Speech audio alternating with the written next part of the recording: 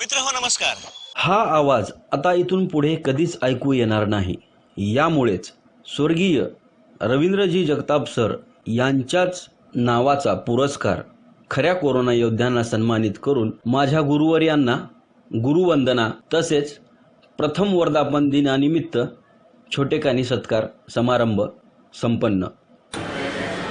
नमस्कार, मी शौनक जगताप, रवींद्र जगताप यांचा चिरंजीव NP मराठी या न्यूज वाहिनीसाठी चॅनलसाठी एक कार्यक्रम आयोजित केला जात आहे, ज्याच्यामध्ये रवींद्र जगताप यांच्या कामाचा, यांच्या व्यक्तिमत्वाचा उल्लेख किंवा आपण उजाळा परत एकदा द्यायचा प्रयत्न करत आहोत. सर्वप्रथम या कार्यक्रमास शुभेच्छा आणि मी 2 शब्द बोलू इच्छितो. रवींद्र जगताप या व्यक्तीचं नाव सगळं जग जरी एक पत्रकार म्हणून घेत असेल तरी माझ्यासाठी ते वडील होते आणि त्यांच्याकडून एक मुलगा जे काही शिकू शकतो ते तर मी शिकलोच, परंतु काही अनोख्या गोष्टी अशा मला शिकायला मिळाल्या ज्या कदाचित खूप कमी लोकांना शिकायला मिळाल्या असतील आपल्या वडिलांकडून. उदाहरणार्थ कामाबद्दलचं असणारं प्रेम, प्रचंड प्रेम, कामासाठी काहीही करण्याची तयारी आणि आपण काय करायला इथे आलेलो आहोत किंवा आपला काय मुद्दा आहे आणि आपल्याला काय करायचं आहे हे 24 तास 12 महिने सतत डोक्यात ठेवून लोकांसाठी झगडत, लातूरचे प्रश्न मांडत आपण कामामधून आपला ठसा उमटवण्यापेक्षा ज्याच्यावरती अन्याय होते त्याला कसा न्याय मिळवून देऊ शकतो वगैरे अशा गोष्टी डोक्यात ठेवून अहोरात्र चिकाटीने काम केलं त्यांनी. आणि त्याच्यामधून मी एक गोष्ट शिकत गेलो की कामावरती जर आपण प्रेम केलं तर आपल्याला कुठल्याच गोष्टीची गरज पडत नाही आयुष्यामध्ये, आणि तेच मी थोडंफार अंगीकारणी आणण्याचा प्रयत्न करत असतो. असे बरेच गोष्टी ज्यामध्ये मी म्हणू शकतो की निडरपणा, आपली जर चूक नसेल तर कशालाच घ्यायचं नाही, कुठंच घ्यायचं नाही आणि चूक आपल्याकडून होऊ द्यायची नाही आणि आपल्याकडून जी चूक झाली त्याची जाहीरपणे माफी मागायची आणि त्यासाठी जर आपल्यावरती काही अन्याय होत असेल तर बंड पुकारायचा, शांत बसायचं नाही. अशा अनेक गोष्टी त्यांनी शिकवल्या आणि त्या बसवून मला वगैरे काही शिकवल्या नाही कधी, पण त्यांच्या वागण्यातून मी ज्या गोष्टी ऑब्झर्व करायचो त्याचं अनुकरण माझ्याकडून होत गेलं आणि कदाचित त्याच्यामुळेच मी माझ्या म्हणू शकतो की करिअरमध्ये म्हणा किंवा माझ्या आयुष्यामध्ये कुठं अडकलो नाही, कुठं मागे पडलो नाही. आणि अशा पद्धतीमुळं, अशा त्यांच्या वागण्याच्या, विचारांच्या सगळ्या गोष्टींमुळं सगळ्यांनाच फायदा झालेला आहे. त्यांनी खूप काही काम केलेलं आहे. त्या कामाला आपण आज उजाळा देणार आहोत, त्यांच्या आठवणींना उजाळा देणार आहोत. तर मी या कार्यक्रमाच्या वतीनं किंवा चॅनलच्या वतीनं एवढं सांगू इच्छितो की त्यांचं नाव किंवा त्यांचं जरी फक्त की ठसा त्यांनी जो उमटवला त्याला जिवंत ठेवायचं जरी नसेल तरी पण त्यांनी ज्या गोष्टी केल्यात लातूरसाठी किंवा आपल्या जनतेसाठी, त्यांच्या वाचकांसाठी, त्यांच्या प्रेक्षकांसाठी, तर त्या गोष्टी आपण फक्त त्यांनी केलेलं काम फक्त आपण जिवंत ठेवायचा जरी प्रयत्न केला तरी खूप मोठी गोष्ट आहे. उदाहरणार्थ जे काही झालेलं असेल लातूरमध्ये, छोट्या मोठ्या गोष्टी ज्याच्याने बदल झाला, ज्या चांगल्या गोष्टी घडल्या, त्या गोष्टी आपण फक्त आठवणीत ठेवू आणि त्या गोष्टी तशाच पुढे नेऊ. त्यांच्या वागण्याच्या पद्धती, त्यांच्या काही चांगल्या गोष्टी आपण अनुकरण्याचा प्रयत्न करू आणि कामावरती प्रेम करू आणि असंच काम करत राहू. काही खाजगी कामामुळे मी या कार्यक्रमात उपस्थित राहू शकलो नाही, तरीसुद्धा या कार्यक्रमात आलेल्या सर्व करोना योद्ध्यांना आणि सहभागी झालेल्या सर्व प्रेक्षकांना आणि या चॅनलच्या व्ह्युअर्सला अशा मी शुभेच्छा देतो आणि 2 शब्द माझे संपवतो. आपल्याला कार्यक्रमाच्या हार्दिक शुभेच्छा. धन्यवाद.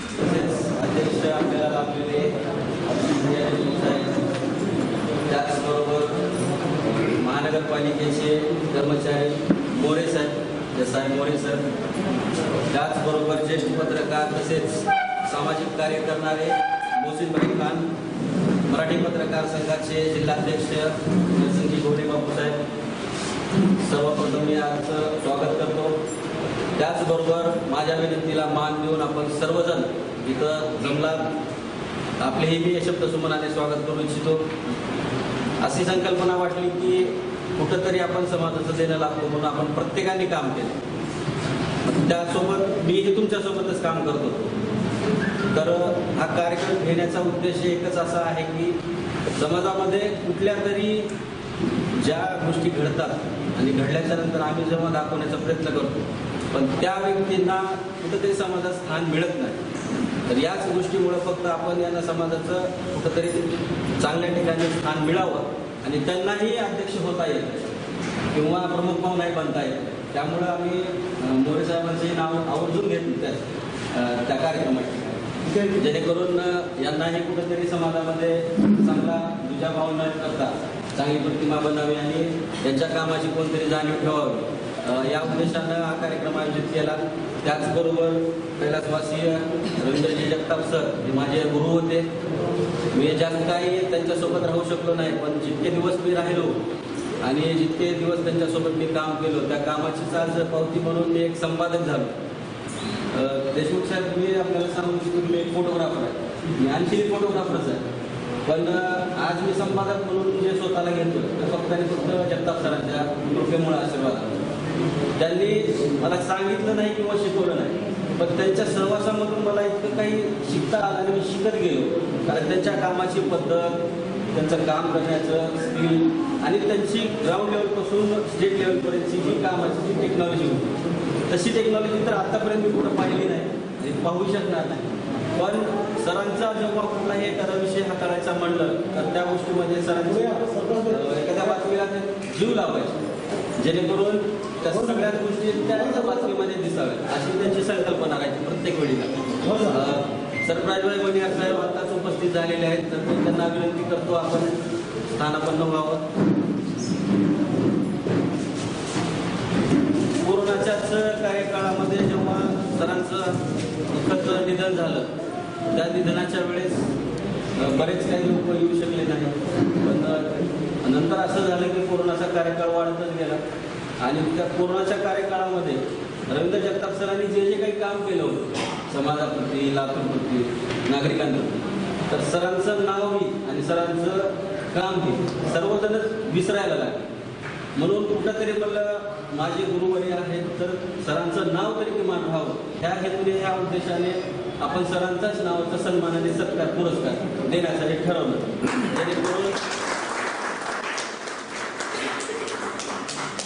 जेणेकरून कुठंतरी मलाही असं वाटतं की माझ्या गुरुचं कोणीतरी नाव काढावं.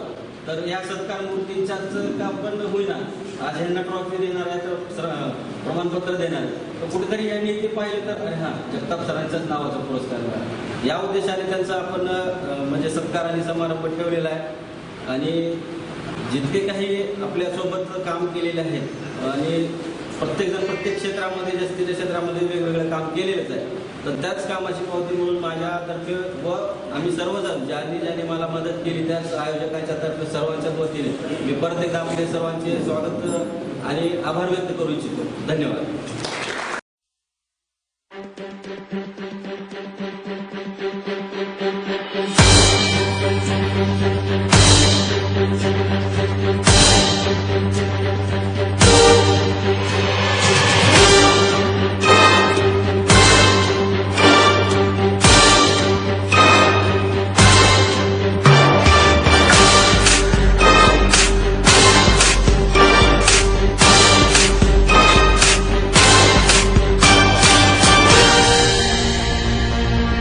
इलेक्ट्रॉनिक मीडियाच मुळात लातूरमध्ये जगताप सरांनी रुजवलेलं आहे की पहिलं चॅनल इलेक्ट्रॉनिक माध्यम कसं वापरलं जातं, कॅमेऱ्याच्या माध्यमातून ऑन TV संपाड्यामध्ये सर्वात प्रथम रवी सरांनी इथं TV चॅनल न्यूज पोर्ट चालू केला. त्यांच्या नावानं तिने कोरोना योद्ध्यांना पुरस्कार ट्रॉफी देत आहेत. खरं पाहता कोरोना युद्ध हा जसं पंतप्रधानांनी सांगितलं, मुख्यमंत्र्यांनी सांगितलं, पहिले 5 योद्ध्यामध्ये पत्रकारांनाही कोरोना युद्धामध्ये धरलं गेलं, पण पहिल्या 4 पैकी 4 जणांना कम्प्लिटली मानधन, वेतन यावरती काम केलेलं आहे. पण पत्रकार हा बिनपगारी फुल अधिकारी आणि 24 तास काम केलेलं आहे. तरी पण एका पत्रकारानंच आपल्याच सहकार्यातून कोरोना योद्ध्याचा सत्कार ठेवला, त्याबद्दल संपूर्ण लातूरवासियांतर्फे पत्रकार संघातर्फे नितीन भालेचं कौतुक जेवढं करावं तेवढं कमी आहे. यापुढे पत्रकार असेच विविध माध्यमातून कार्यक्रम घेत जातील. योद्धे असो किंवा समाजसेवेचे असो, हे पत्रकाराच्या हातून घडेल एवढीच इच्छा बाळगतो. धन्यवाद. सामाजिक कार्यातच नव्हे तर प्रत्येक व्यक्तीला कौतुकाची थाप मोलाची असते. तसं भाले सरांनी कोरोना योद्ध्यांचा जो पुरस्कार करण्याचं ठरवलं आहे ही कौतुकाची थाप आहे. यानंतर मी मोहसिन खान सरांना विनंती करते, त्यांनी 2 शब्द. कौन कहता है कि आसमान में छेद नहीं होता, एक पत्थर तो तबीयत से उछाल होता.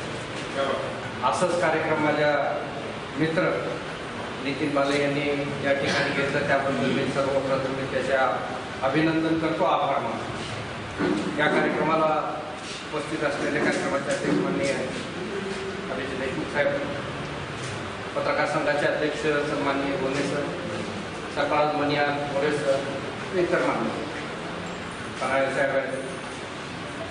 ज्या दिवशी नितीन भाले आमच्याकडे आले आणि त्या अशी संकल्पना त्यांनी मांडली, आणि विशेष म्हणजे ती संकल्पना अशी होती, ज्या व्यक्तीच्या नावाने आम्ही चळवळीतून आज इथपर्यंत आलो त्या व्यक्तीच्या नावे ही कोरोना योद्धा पुरस्कार दिला जातं. तसे आमचे स्वर्गीय रवींद्र जगताप सर, आम्ही कुठेही असतो तर त्यांची प्रेरणा घेऊन सामाजिक चळवळ असेल किंवा पत्रकारितेचं क्षेत्र असेल, इलेक्ट्रॉनिक मीडिया हे कोणाला माहिती नव्हतं.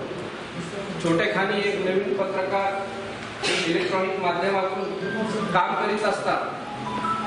आम्हाला त्यातनं ती प्रेरणा मिळाली आणि आम्ही छोटे छोटे काहीतरी न्यूज चॅनलच्या माध्यमातून, वृत्तपत्रांच्या माध्यमातून हे काम करतो.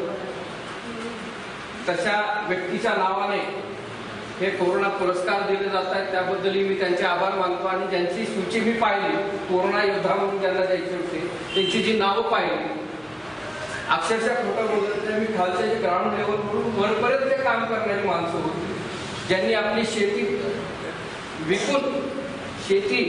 विकून का ह्या कोरोनाच्या काळात काम केले, आपले दागदागिने ठेवून काम केलेले आहेत, काही आपल्या पोटाला चिमटा घेऊन हिरहिरीनं काम केलं, अशा लोकांना इथं पुरस्कार दिला. त्याबद्दल मी त्याचे आभार मानतो आणि हेच प्रेरणा कायम ठेवावी अशी अपेक्षा व्यक्त करतो. जय हिंद, जय महाराष्ट्र, अल्लाह हाफिज. धन्यवाद सर. लातूरच्या शासकीय वैद्यकीय महाविद्यालयातील कोविड-19 कक्षाचे प्रमुख डॉक्टर मारुती कराळे यांना मी विनंती करते, त्यांनी 2 शब्द.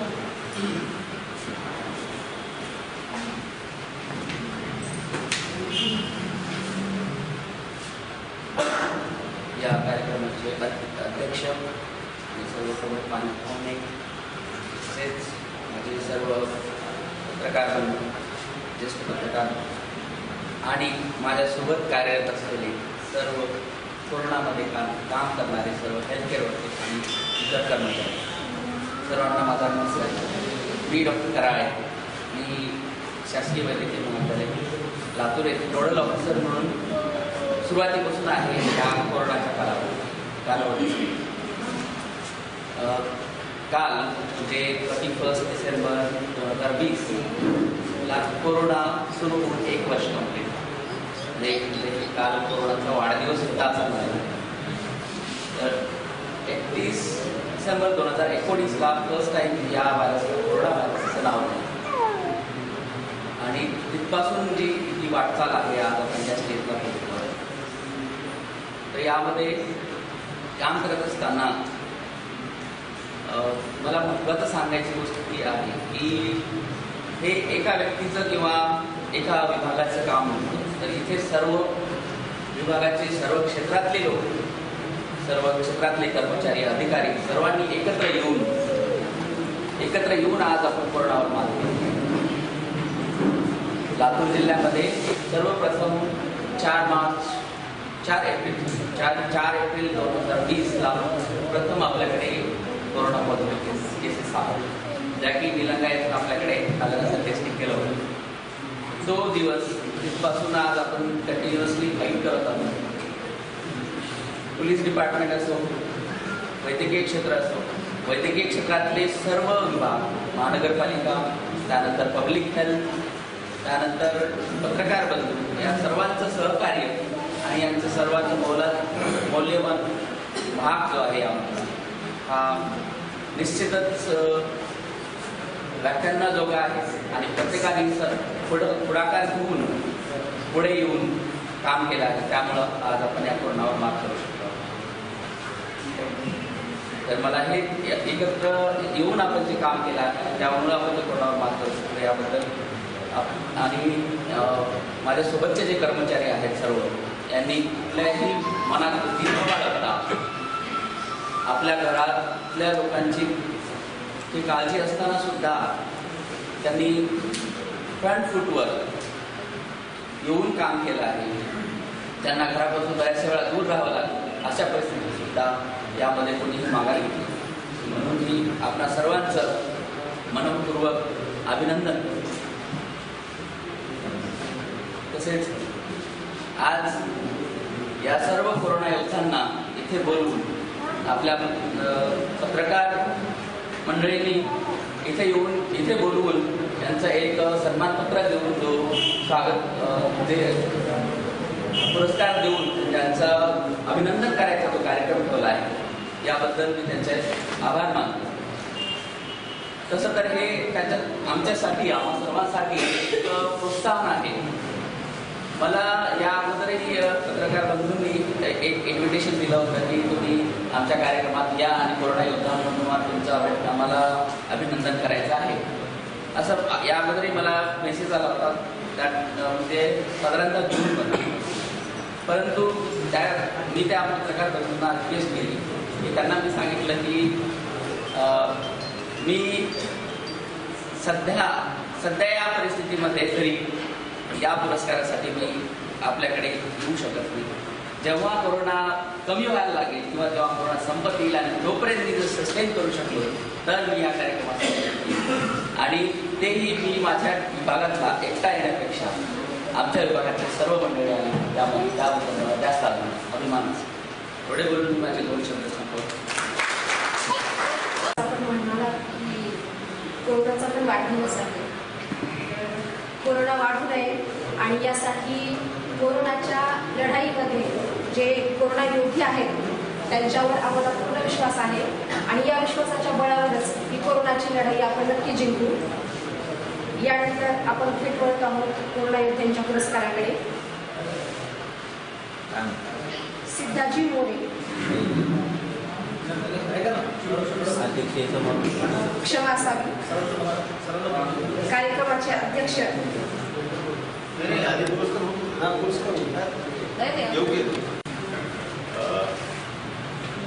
आमचे जुने सहकारी मित्र रवींद्रजी जगताप यांच्या स्मृतिप्रित्यर्थ त्यांच्या स्मरणार्थ हा जो कोरोना योद्ध्यांना पुरस्कार देण्याचा कार्यक्रम या ठिकाणी ठेवण्यात आलेला आहे.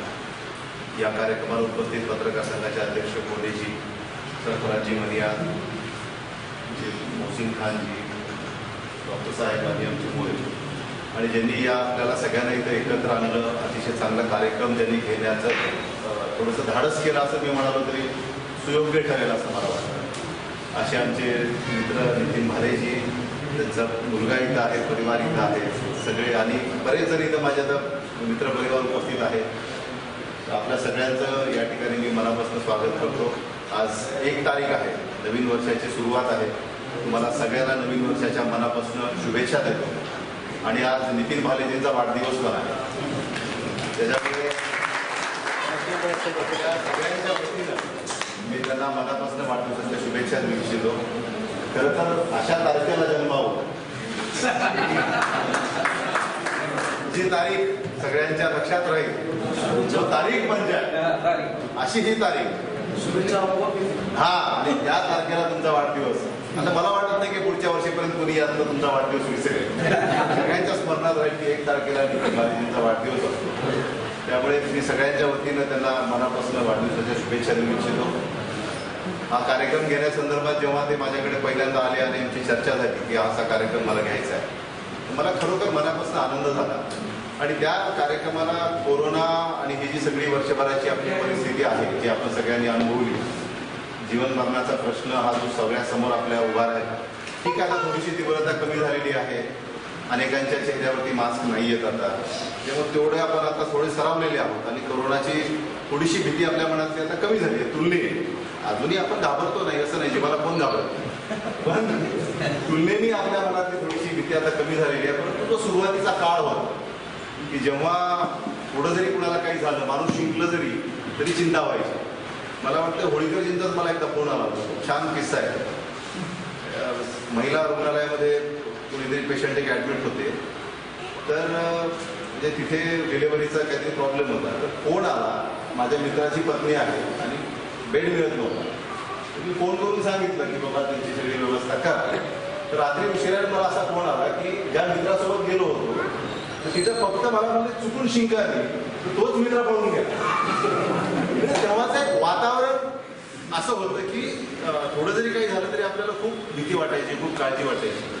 परंतु त्या काळात ज्यांनी आपल्या जीवाची पर्वा सुद्धा न करता पेशंट हाताळले, रुग्ण हाताळले, आणि महत्त्वाचं म्हणजे पेशंट हाताळताना सगळ्यात मोठा विषय हा होता की दबाव, की बेड्स मिळायचे नाहीत, इंजेक्शन वेळेवरती उपलब्ध व्हायचं नाही, सगळी व्यवस्था व्हायची नाही. त्याच्यासाठी आमच्यासारख्या अनेकांचे फोन अनेक लोकांना जायचे आणि तो सगळा दबाव सहन करत काम करणं, कुटुंबाचा दबाव, समाजाचा दबाव, एक प्रकारे खरं सांगायचं झालं तर अस्पृश्यतेची वागणूक त्या काळामध्ये समाजाने या कामामध्ये काम करणाऱ्या लोकांना दिली.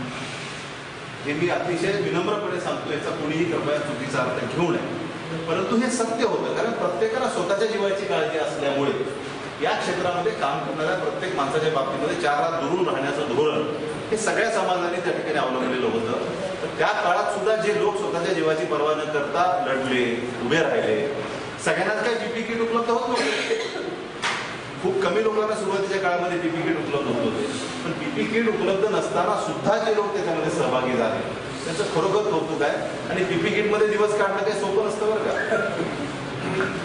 पीपी किटमध्ये अख्खा दिवस राहायचं म्हणजे ती एक वेगळी शिक्षा होती, आणि ती असताना सुद्धा त्याच्यामध्ये सक्षमपणे काम करणं हे इतकंसं सोपं होतं. परंतु ते सगळी कसरती या क्षेत्रामध्ये काम करणाऱ्या लोकांनी अतिशय सक्षमपणे निभावल्या.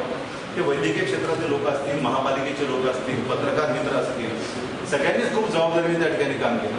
अजित दादा तर माईकवरती सुद्धा सॅनिटायझर फवारायचे म्हणजे पत्रकार इतकी काळजी हे प्रत्येक जण त्या ठिकाणी घ्यायचा. आणि त्याच्यामुळे हा सगळा प्रवास आपण मिळून सगळ्यांनी एकत्रपणे केलेला आहे. त्याच्यामुळे आपल्याला एकमेकांविषयी स्नेह, आपुलकी, आपल्याला एकमेकांच्या प्रयत्नाचं कौतुक का आहे, कारण हा सगळा प्रवास आम्ही सगळ्यांनी मिळून संवेदनशीलपणे केलेला आहे. आपण ज्या त्रासातनं गेलो त्याची जाणीव आपल्याला सगळ्यांना एकमेकाची आहे. म्हणून आज कदाचित आपण सगळेजण या ठिकाणी करतात. त्या काळामध्ये कोणी प्रत्यक्ष फील्डवरती उतरून काम केलं, आमच्यासारख्या काही लोकांनी फेसबुकच्या माध्यमातून काम केले की मनोबल वाढवण्यासाठी काही व्हिडिओज आमच्यासारख्या माणसांनी रिलीज केले. तर तेव्हा प्रत्येक जण घाबरला होता, क्लॅरिटी नव्हती की नेमकं काय होणार, काय करायचं. डॉक्टरला सुद्धा माहिती नव्हती की पेशंटचा इलाज का करायचा. आज जे आपण घाबरत नाही आहोत तर करोना नाहीये म्हणून नाही.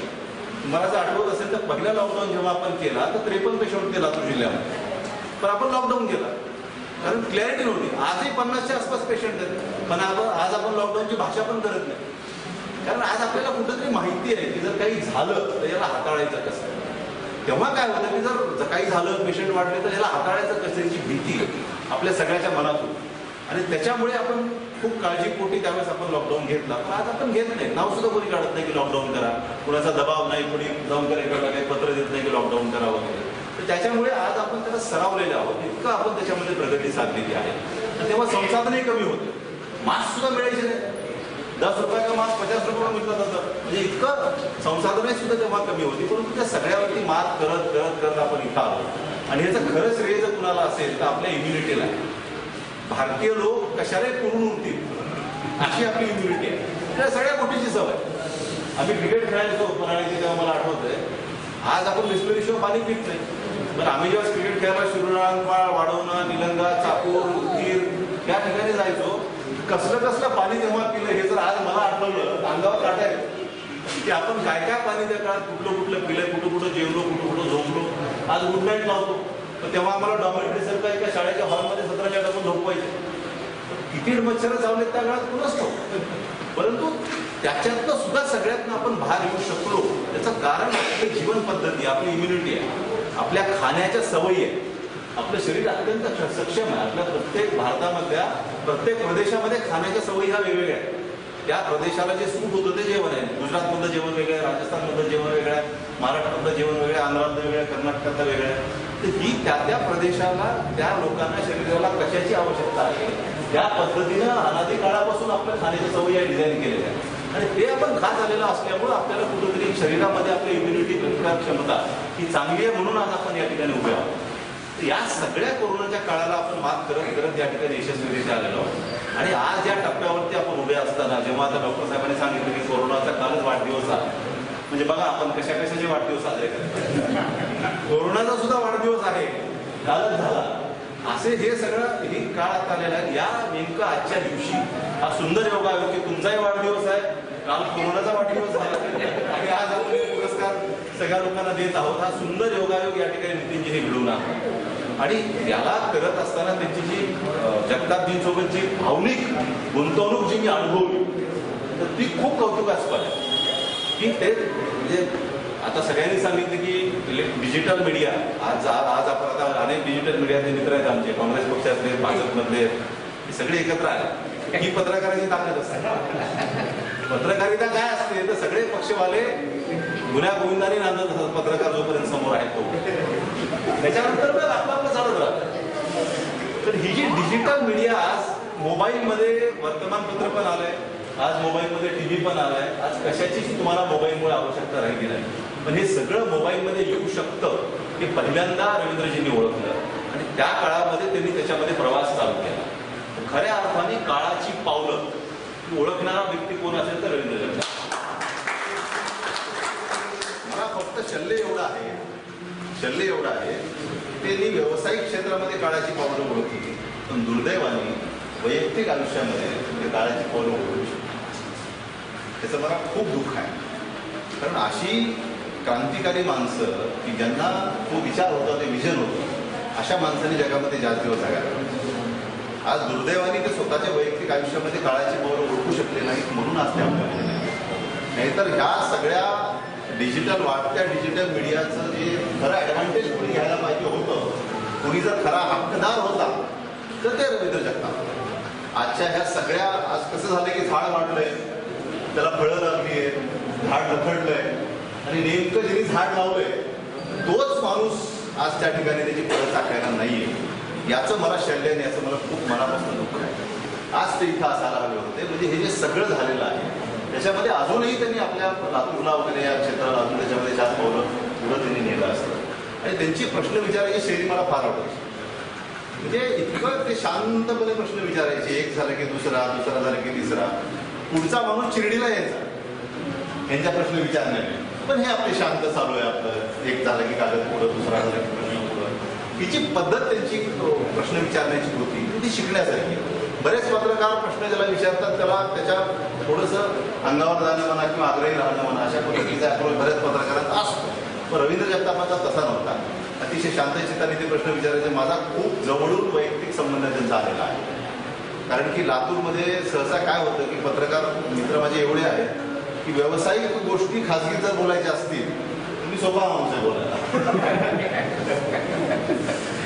माझ्याकडे येऊन अगदी मोकळ्या मनाने तुम्ही बोलू शकता आणि बोललेली गोष्ट माझ्यापासून पलीकडच्या माणसाकडे जात नाही, किंबहुना त्याच्याकडे जाणं अपेक्षित आहे त्याच्यापर्यंत जात. एवढं मी तुम्हाला अगदी खात्रीने सांगतो की ह्या माणसापर्यंत पोहोचवण्यासाठी जर तुम्ही माझ्याकडे आलेला असाल तर निश्चित ती बातमी त्या माणसापर्यंत मी व्यवस्थित पोहोचवतो आणि कुठेही तुमच्या बाबतीचा गैरसमज होऊ देत नाही. एवढी काळजी मी बातमी पोहोचवताना घेतो. कारण हित साधणं हेच अभिजितचं कर्तव्य आहे असं माहिती आहे. पुढच्याचं हित साधलं गेलं पाहिजे, त्याचं हित राखलं गेलं पाहिजे आणि ओळखलं पाहिजे की आपण हे कशासाठी काय आहे आणि पॉझिटिव्ह राहून आपण त्या माणसापर्यंत ते निरोप पोहोचवले पाहिजेत. असा माझा मूळच स्वभाव असल्यामुळे रवींद्रजी माझ्याकडे खूपदा यायचे. त्यांनी हिंमतलाही अनेक वर्ष काम केलं. तर अशा एका गुणी व्यक्तीचे आपण शिष्य राहिलात आणि आपण ते शिष्यत्व स्मरणात ठेवलं हे खूप महत्वाचं आहे. नाहीतर गुरु अनेकांना लागतात, शिष्यही अनेकांना लागतात, पण काळाच्या ओघामध्ये आपण कुणाचे तरी शिष्य आहोत, आपण कुणाकडनं तरी काहीतरी शिकलेलं आहे, काहीतरी घेतलेलं आहे आणि त्याच्या बदल्यात आपण त्याचं काहीतरी देणं लागतो. हे काळाच्या ओघात माणसं विसरतात आणि नितीनजी आपलं कौतुक आहे की आपण हे विसरलेले नाही आहोत. याच्यासाठी तुम्ही टाळ्यांचे सगळ्या गुरूंसाठी प्रार्थना करू इच्छितो की तुमच्यासारखा शिष्य प्रत्येकाला मिळावा. नाही तर अनेक गुरूंवरती पश्चाताप करायची वेळ आहे.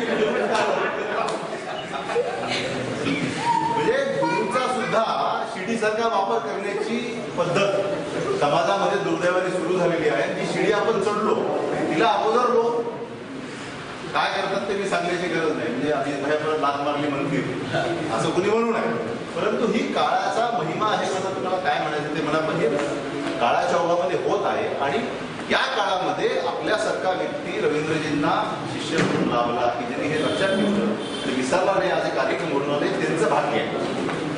शिष्यही भाग्याने घ्यावा लागतो. आपल्याला वाटतं की गुरुच नशिबाने घ्यावा लागतो, भाग्याने घ्यावा लागतो, पण तसं नसतं.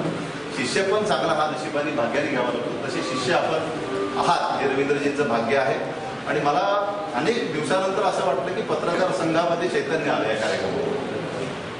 मला वाटत नाही खूप दिवसानंतर पत्रकार संघामध्ये कार्यक्रम होतोय, सगळे पत्रकार मित्र एकत्र आलेले आहेत, असं अनेक दिवसानंतर घडतंय असं माझं तरी काय असं चुकीचा नसावा असं मला वाटतं.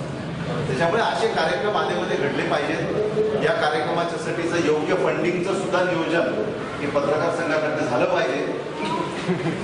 कार्यक्रम म्हणजे महत्वाचा विषय काय मोकळ्यापणाने बोललं पाहिजे काय नाही का. तर हे सगळे व्यवस्था पत्रकार संघाकडनं झाल्या पाहिजे. पत्रकार संघ हा समृद्ध असला पाहिजे.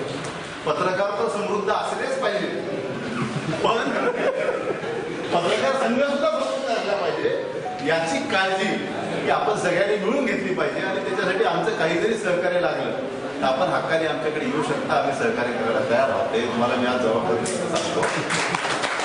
आणि पत्रकार संघामध्ये असे अनेक कार्यक्रम भविष्यामध्ये व्हावेत. आपण यानं त्या कारणाने सगळ्यांनी एकत्र यावं, कारण हा महत्वाचा स्तंभ आहे लोकशाहीचा. आपण सगळेजण मानतो सुद्धा. त्यामुळे तुमचं सगळ्यांचं यानं त्या कारणाने वर्षातनं 2-4 वेळेस एकत्र येणं हे खूप आवश्यक आहे. उपमोह होतो, विचारविनिमय होतो, एकत्र येतो आपण. नाहीतर कोणाची तरी लग्नातच आजकाल भेटीगाठी व्हायला लागल्यात. आपल्या पत्रकार संघात काही फार कमी भेटीगाठी होतात असं मला वाटतं. त्याच्यामुळे आपण अजून बरेच कार्यक्रम दरवर्षी अध्यक्ष महाराज आहेत तिथे. आपल्याला माझी विनंती राहील की आपण असे अनेक कार्यक्रम घडवून आणावे आणि पत्रकार संघामध्ये चैतन्य आणावं, एक चालना त्याला द्यावी अशी मी अपेक्षा व्यक्त करतो. सर्व कोरोना योद्ध्यांचे हात जोडून आभार मानू इच्छितो की आपण जे समाजासाठी केलं सगळ्यांसाठी आपण केलं त्याबद्दल आम्ही आपल्या मनापासून आभारी आहोत. आपले शब्दातून व्यक्त करणं शक्य नाही, परंतु तरीही मनापासून तुमचे आभार मानू इच्छितो. अगदी अंतिम संस्कार सुद्धा करणं किती त्या काळामध्ये अवघड झालं. काही लोकांनी अगदी जीवावर उदारून अंतिम संस्कार केले, ते सुद्धा लपवण्याची वेळ आली की आम्ही अंतिम संस्कार केले. ते समाज त्या मानसिकतेत त्या काळामध्ये होता की तुम्हाला लपवावं लागायचं की मी अंतिम संस्कारामध्ये म्हणजे चांगलं काम केलेलं सुद्धा लपवण्याची वेळ आहे. वाईट काम केलेलं तर माणसं लपवतात हे माहिती होतं, पण या कोरोनाने हे शिकवलं की चांगलं सुद्धा काम केलं तर लपवावं लागतं. अशी परिस्थिती आपण कोरोनाच्या काळामध्ये पाहिली. त्याच्यामुळे सगळ्या ज्या लोकांनी म्हणून काम केलंय हा समाज तुमचा कायम ऋणी राहील. आणि अपेक्षा ठेवतो की जसं नितीन भालेजींनी रवींद्रजींना लक्षात ठेवलं तसं समाजही तुम्हाला अनेक वर्ष अनेक काळ लक्षात ठेवेल.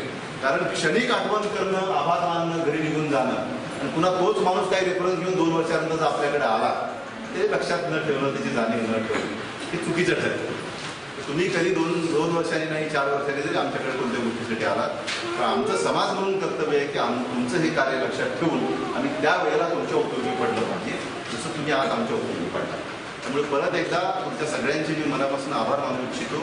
नितीन भालेजींचं मनापासून कौतुक करू इच्छितो की तुम्ही अतिशय चांगला कार्यक्रम या ठिकाणी घडवून आणला. रवींद्रजींची आपण आठवण ठेवली. मी अपेक्षा की दरवर्षी आपण त्यांच्या स्मृतीमध्ये याला त्या कारणाने पत्रकार संघ कार्यक्रम घेईल. तुमची जबाबदारी तिकडे टाकतोय मी पलीकडच्या खांद्यावर, तुमच्या खांद्यावरून पलीकडच्या खांद्यावर टाकतोय. असे कार्यक्रम दरवर्षी होतील अशी मी अपेक्षा व्यक्त करतो. तुम्ही सगळेजण या ठिकाणी आलात त्यांचं कौतुक करायला, नितीन भालेजींचे कौतुक करायला, रवींद्रजींना स्मरणात ठेवा त्याबद्दल तुम्ही आलात. आलेल्याही सगळ्या लोकांचे मी मनापासून आभार मानू इच्छितो आणि माझे 2 शब्द संपवतो. गुरुवर्य आणि समाजाचं ऋण फेडण्याचा एक प्रयत्न नितीनजी भाले यांनी केलेला आहे. आणि सरांनी आताच म्हटल्याप्रमाणे पत्रकार संघाची सुद्धा ही जबाबदारी आहे आणि त्यांच्यावर आता सरांनी जबाबदारी टाकलीच आहे की असे कार्यक्रम इथून पुढेही होत राहावेत. यानंतर आपण पुरस्काराकडे वळूयात. कोरोनाच्या टाळेबंदीच्या म्हणजे पहिली जी टाळेबंदी झाली त्या दरम्यान आपल्या सर्वांना आठवतं की घरात बसण्यासाठी आपल्याला पोलिसांचा दंडुका फार आठवला. पोलीस कॉन्स्टेबल तातेराव गुंडिले यांचा इथे आपण सन्मान करणार आहोत. त्यांना मी आमंत्रित करतो. वस्तू आणि सुरक्षित राहिलो. तातेराव गुंडिले यांना शाळा स्त्रीवर सन्मान आणि प्रमाणपत्र देऊन यांचा आपण सन्मान करत आहोत. तातेराव गुंडिले पोलीस कॉन्स्टेबल.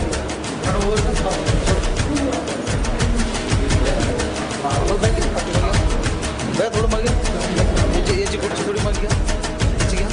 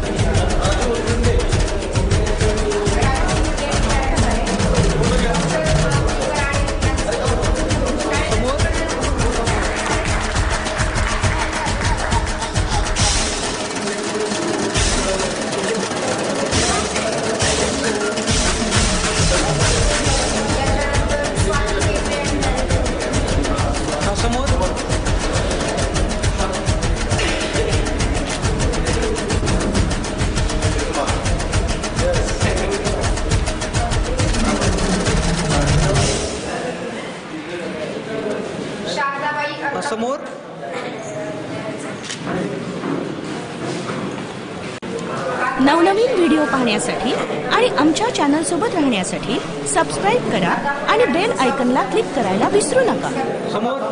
शालेय अभ्यासक्रम, बालगीते, नर्सरी राईम्सचे व्हिडिओ पाहण्याकरता आमच्या नाकोडा एज्युकेशनल चॅनलला सबस्क्राईब करा आणि बेल आयकॉनला क्लिक करायला विसरू नका.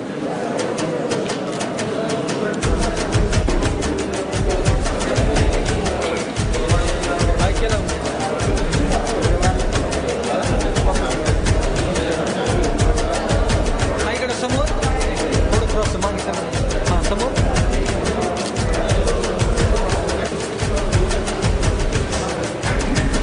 शेवटचा पुरस्कार देत आहोत. समोर इकडे समोर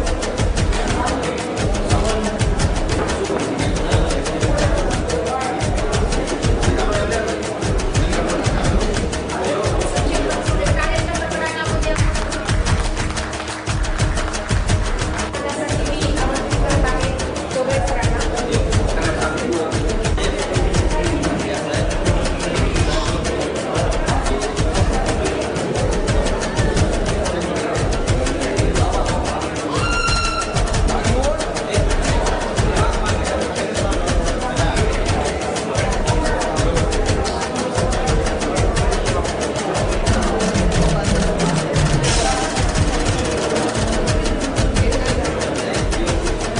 न्यूज पोर्टल दाखवलं असेल तर ते रवींद्र जगताप सरांनी दाखवलं.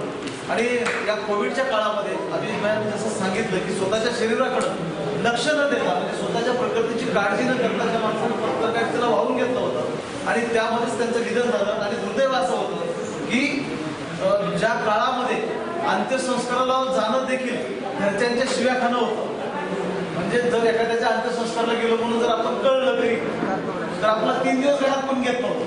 त्या काळामध्ये इथे जे कोरोना युद्ध आहे ते ज्यांची ओळख नाही, ज्यांच्याशी काही नातं नाही, निवड अधिकाऱ्यांनी सांगितलंय म्हणून नाही, बरं मनातून जे काम करत होते त्यांचा आधी ते सन्मान करतो.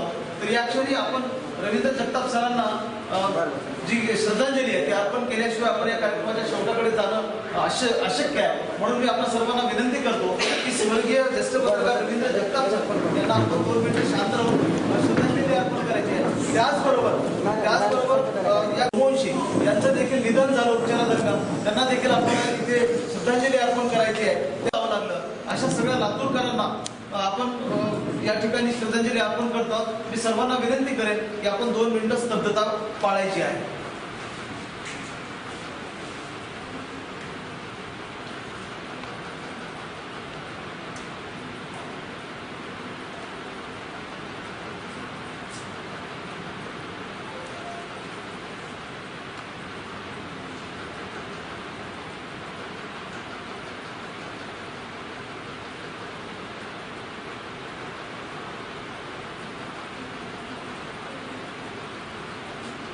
थँक्यू.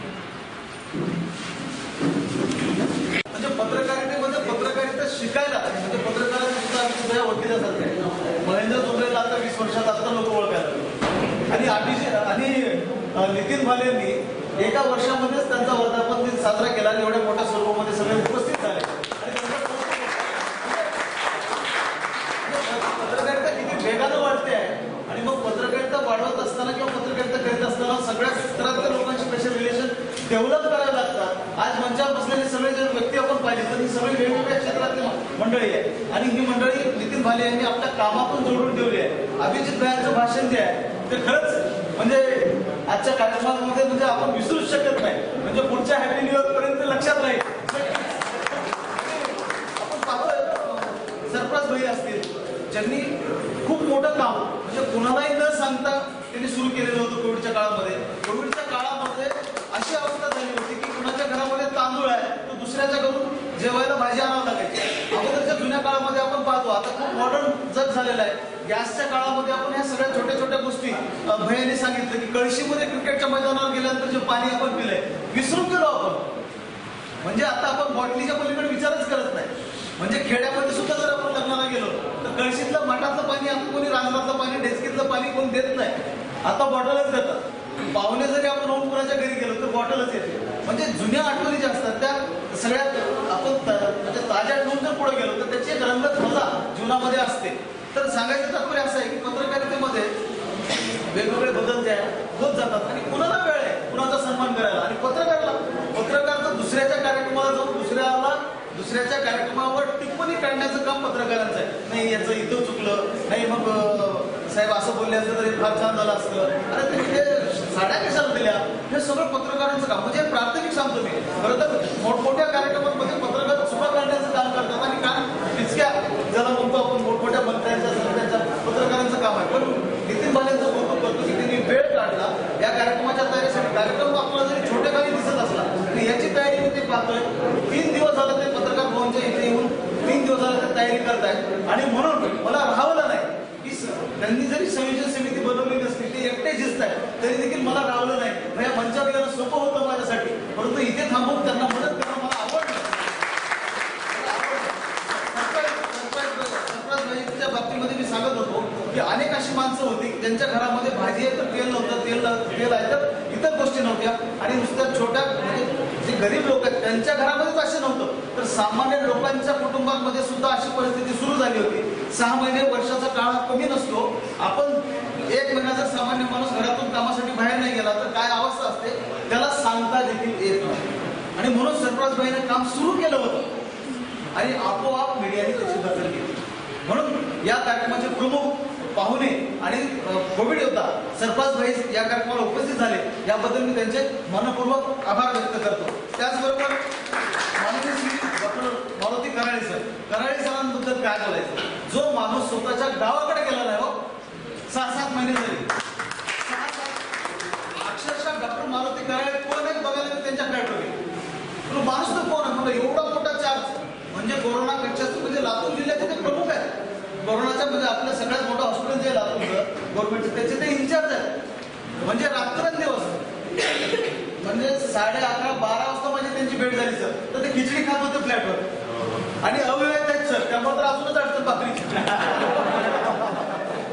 एवढं मोठं काम जे या माणसाने केलं आणि कोण पुरस्कार दिला त्या माणसांना. आणि त्यांनी सांगितलं की आम्हाला वेळच नाही. आम्ही म्हणजे ते जे काम करतायत ते खरं तर पुरस्काराच्या पुढचं आहे, पण त्यांनी आज वेळ दिला. त्याचबरोबर भाईंच्या बाबतीत तर काय सांगायला नको. अल्पसंख्याक मुलांच्या शिक्षणासाठी आणि म्हणजे संपूर्ण विकासासाठी सर्वांगीण विकास जो म्हणतोय तो माणूस ग्राउंड लेवलपासून महाराष्ट्रामध्ये फिरतोय. पत्रकारिता एकीकडं म्हणजे वेगवेगळ्या टप्प्यावर, म्हणजे सामाजिक कार्यकर्ता म्हणून, राजकारणी म्हणून त्यांना ज्या टप्प्यावर काम करतायत. आणि आमच्या पत्रकार संघाचे जिल्हाध्यक्ष नरसिंह मोरे सर यांना सुद्धा पोलिसांचा प्रसाद पडला कोरोनाच्या काळात. म्हणजे लातूर जिल्हा पत्रकार संघाचा अध्यक्ष आहे म्हणून त्यांनी काय म्हणजे टिमटिमीवर ते फिरले नाही. पुण्यात जर पोलीस अधिकारी असतात तर आम्ही सांगतो जैन सर मी महेंद्र जोंधळे अरे असं काम करतो, तो अर्धा माणूस हापकतो तिथे आणि त्याला आयडेंटिटी कळते आणि तो काय मला प्रसाद देणार नाही. तरी देखील सामान्य लोकांना कोविडच्या परिस्थितीमधून जात असताना कसा त्रास होतो त्या त्रास ते दूर थांबून पाहत होते. ते पत्रकार संघाचा अध्यक्ष म्हणून छाती करून पुढे गेले नाहीत. आणि पत्रकार हा 24 तास काम करत असतो. सांगितल्याप्रमाणे आता कुठे पत्रकारांना पेन्शन मंजुरीचा प्रस्ताव जो केंद्र सरकारकडे आहे त्या लातूरच्या इकडे पत्रकारांना आता पेन्शन पण मंजूर झालेली आहे. हे खरं तर सरकारच्या चांगल्या गोष्टी काही आहेत. आणि पत्रकारांच्या बाबतीमध्ये सांगतो काही पत्रकार असे आहेत की जे आमचे एक मित्र आहेत, तो सांगतो ज्या मित्राला जातात जुम्मामध्ये 1.5 वर्ष झाला असं पत्रकारितेत, ज्या माणसाच्या महिन्याभराच्या 5,000चं काही करणं, पण त्या माणसानं काय केलं असेल सांगा. ज्या माणसाच्या घरात 5,000 रुपये जात नाही तो, त्या माणसानं काय केलं असेल. लातूर मधल्या 15 लोकांना त्यांच्या घरी किमान 8 दिवसाला तो माणूस किट पोहोचवायचा. तांदूळ असेल काय जे असेल, मी स्वतः त्यांच्यासोबत गेलोय. सचिन सोळंके त्यांच्यासोबत मी गेलोय. काय स्थिती, एवढ्या वाईट स्थितीतून सगळेजण म्हणजे मित्रमंडळ भैयाने सांगितलं की या कोरोनाच्या काळामध्ये सगळ्यांनी मिळून आपण मात केलेली. जबरदस्त हे सगळं म्हणजे नवीन होतं, म्हणजे अत्यंत त्यानंतर आपण संकटात होतो आणि अडचणीचा काळ होता. वाटता तेवढा सोपा होता काही लोकांसाठी.